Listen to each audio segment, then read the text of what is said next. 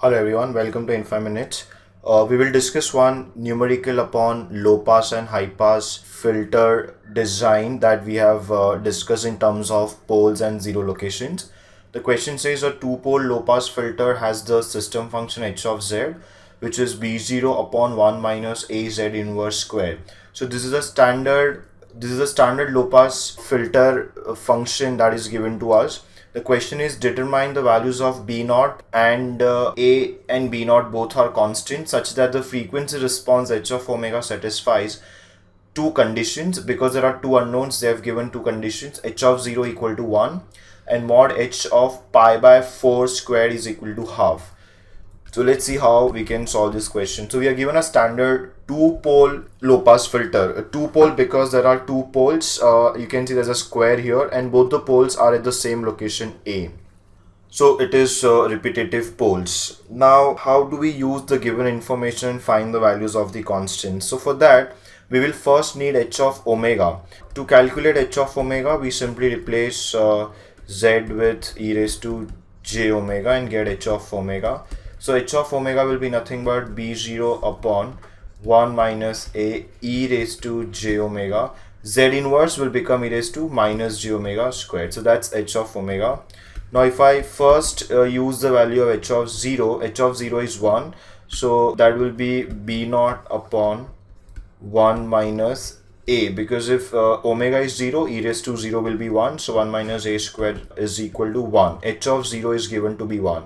So this means b naught upon 1 minus a squared is equal to 1, and this means b naught is equal to 1 minus a squared. So this is one equation between b0 and a that we have obtained.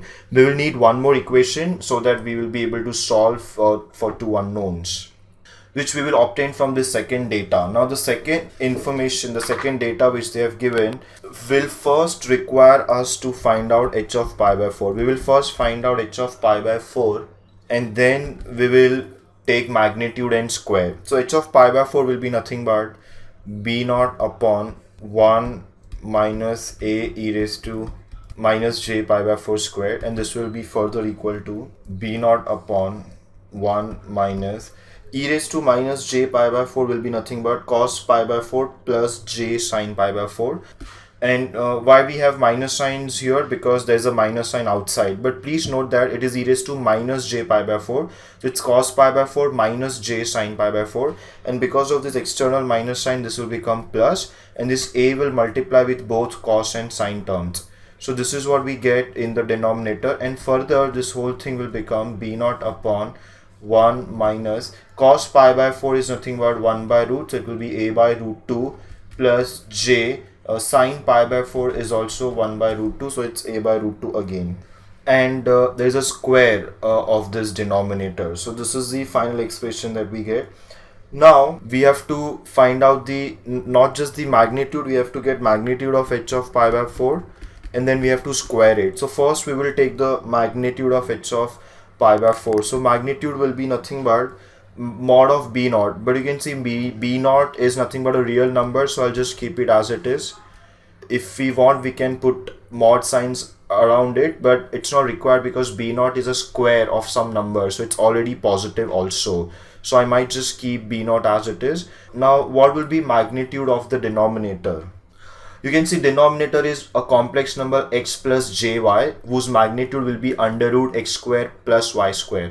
So mod of denominator will be square root of 1 minus a by root 2 square plus a by root 2 square. But that square root and this square will cancel out. So we will just have 1 minus a by root 2 square plus a by root 2 square.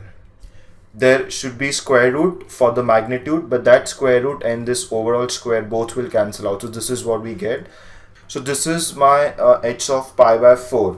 Now the question says mod h of pi by 4 square is half. So it is very obvious that if I take only mod h of pi by 4, if I take square root on both the sides, it will be 1 by root 2. And I will take positive square root because it's a magnitude on the left hand side, it's mod. So all I can do is directly compare this to 1 by root 2. And further, I can replace for b naught. B naught is 1 minus a square. So finally what do I get is, let's cross multiply. So this becomes root 2 b naught equal to 1 minus a by root 2 square plus a by root 2 square. And this will further become root 2 into b naught is 1 minus a square. This whole thing will become 1 minus 2a by root 2 plus a square by 2 plus a square by 2. So you can see that we'll have to expand this term also. If I expand this, I'll have to club all the a square terms together and then a terms together.